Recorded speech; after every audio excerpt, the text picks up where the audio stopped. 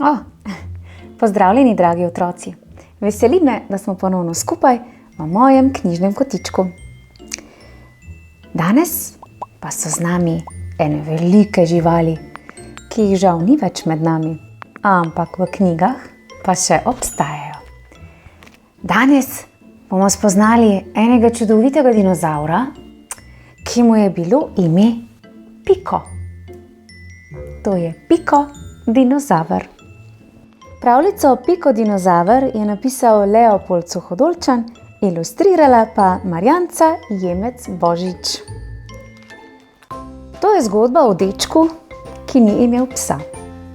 Dečko je bilo ime Benjamin, Piko pa bi bilo ime psu, če bi ga imel.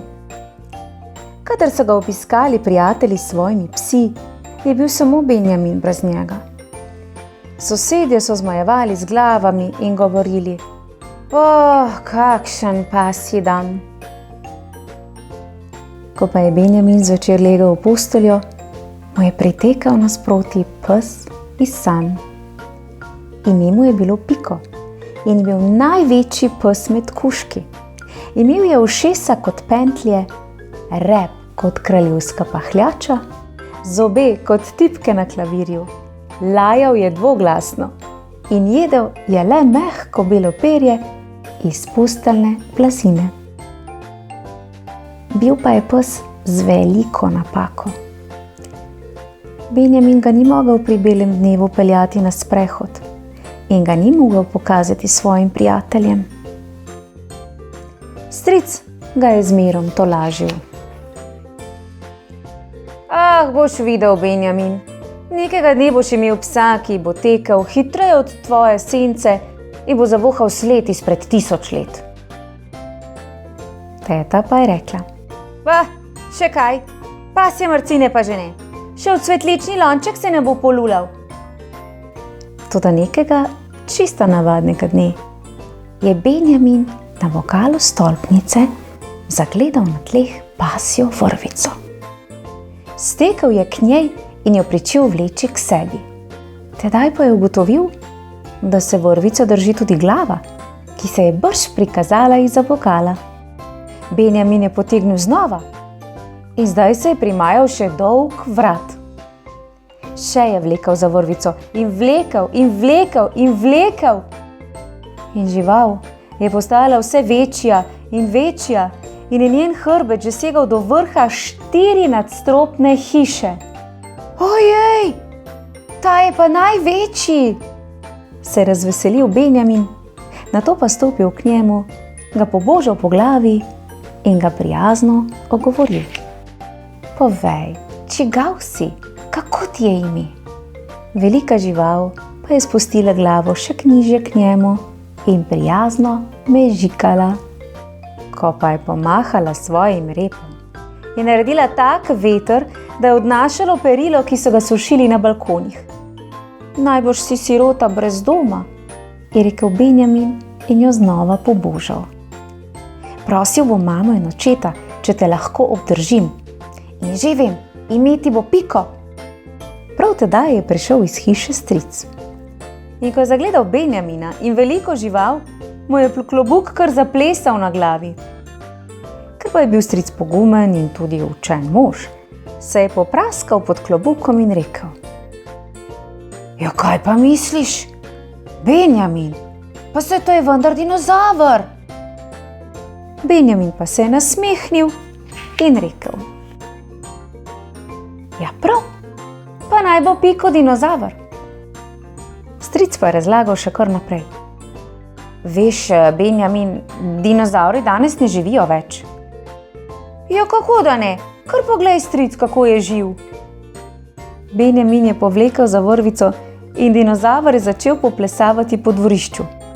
Bum, bum, bum, je odmevalo na vse strani. Razposajeno se je povaljal po pesku, da se je delal peščeni veter, se postavljal na zadnje noge in radovedno kukal skozi okna hiše. Ljudje so preplašeni zapirali okna in vrata, se skrivali v omare, pod postelje, pod mize in pod preproge. Teta je z najvišjega balkona na ves glas zaklicala: Benjamin, da mi ne pripelješ te mrcine v hišo. Prav zdaj sem počistila tla. Nato je zbežala v stanovanje in 7-krat obrnila ključ v vratih. Stric se je z obema rokama držal za klobuk in modroval. Vidiš, Benjamin, ta dinozaver najbrž ni hotel jesti špinače. Zato je tako dolgo rastel in šele sedaj hodi po svetu. Benjamin pa si je zaželel le eno. Peljal bo Pika po mestu, da ga bodo videli prijatelji in vsi meščani. Potegnil je za vrvico in Piko dinozaver je pohlevno stopil za njim. Prijatelji so mu prav tedaj prihiteli naproti s svojimi psi in kužki. Benjamin se jim je smehljal in ga predstavil. Ime mu je Piko, Piko dinozaver. Prijatelji so zazijali kot najbolj nenaspani krokodili. Njihovi kužkasti psi in pasji kužki pa so kot preplašene bolhe tekali okrog Pika dinozavra. Saj ga lahko pobožate, je vabil Benjamin. Vendar se Piku nihče ni upal približati. Kje pa si ga dobil? So ga spraševali. Kar pritekel je odgovoril Benjamin. Piko je segel k drevesu in slastno pogoltnil nekaj vej, kar z listi vred. Pes, ki žre listje in travo, so se nasmihnili dečki. Tedaj pa je Piko zamahnil z repom. Psi in kužki so glasno zacvilili in se razbežali.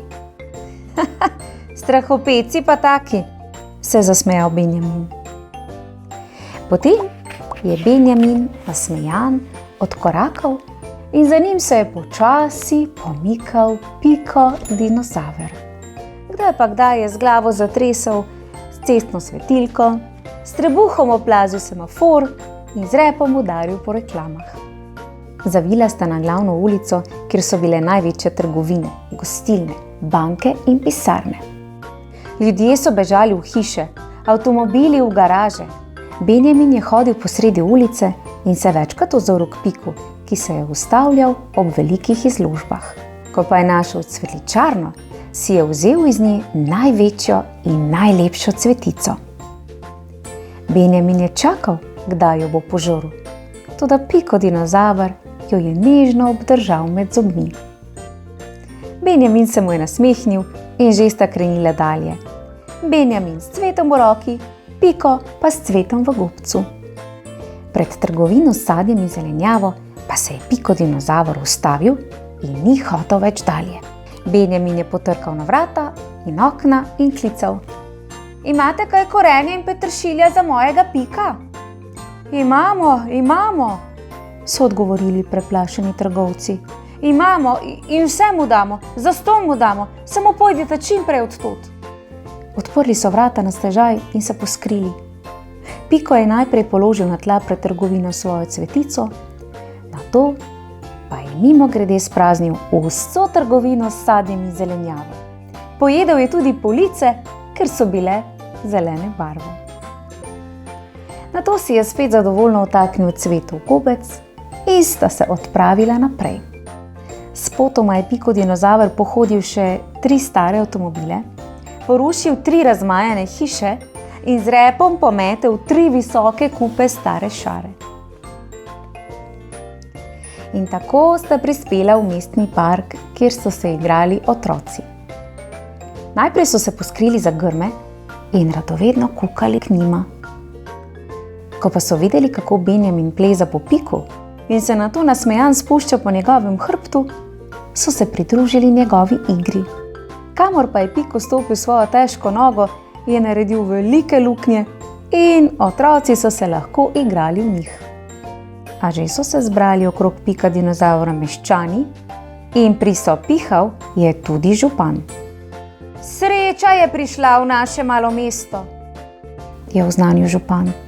Otroci so zastonj dobili tobogan, ki jim ga nismo mogli kupiti. O, to pa ne, je zaklicalo nekaj meščanov. Uporabili ga bomo namesto buldožerja, da nam bo rušil stare hiše in kopal jame. To pa tudi ne in ne, so jih preglasili drugi. Imejmo ga, da nam bo pometal ulice. O, še kaj, to pa sploh ne. Zgradimo zanj velik šotor in ga razkazujmo svetu. Imeli bomo denarja kot smetja. Benjamin jih je zmedeno poslušal, nato pa je zaklical. Piko, domov morava, takoj. Potegnil je za vrvico in že sta pohitela dalje. Meščani so gledali za njima in niso mogli priti do sape. Nenadoma se je Piko spet ustavil. Piko, si še lačen? Piko dinozaver je prikimal z glavo. Glej, tam je zelenjavni trg, tu me počakaj. Benjamin se je kmalu vrnil s polnim naročjem korenja, zelja, peteršilja in solate. A Pika dinozavra ni bilo več. Benjamina je stisnilo v grlu in šele tedaj je opazil, da stoji pred visoko hišo, na kateri piše muzej. Pri njih bom vprašal, če so ga kaj videli, je pomislil in vstopil. Kako se je razveselil, ko ga je zagledal sredi velike dvorane. Stal je tiho in nepremično in se mu prijazno smejal. Benjamin je stopil k njemu in mu položil k nogam polno naročje zelenjave. Približal se mu je mož s okroglo kapo, mu položil roko na lase ter rekel: Lepo, da tako skrbiš zanj. Zakaj pa stoji tako mirno in tiho? Je vprašal Benjamin. Fant, utrudil se je. Utrudil od dolge in naporne poti, je zamišljeno rekel mož s kapo in se znova zazrl v Benjaminove oči. Zdaj pa pojdi domov. Jutri ga spet lahko obiščeš. Prav, pa naj me tu počaka, je prikimal Benjamin. Doma tako nimamo dovolj velike utice, da bi ga lahko spravil vanjo. Tako. To je bila zgodba o Piko dinozavru. Simpatičen tale Piko dinozavr, kaj ne? Če vam je bil všeč, potem vam bodo zagotovo všeč tudi vse ostale pravljice, ki sem jih pripravila za vas. Kliknite na moj knjižni kotiček in poglejte še vse ostale pravljice, ki čakajo na vas. Sedaj pa bom tudi jaz s temile dinozavri odkorakala naokrog. Lepo se imejte, otroci, in se vidimo prihodnjič. Čau, čau! Pojdimo.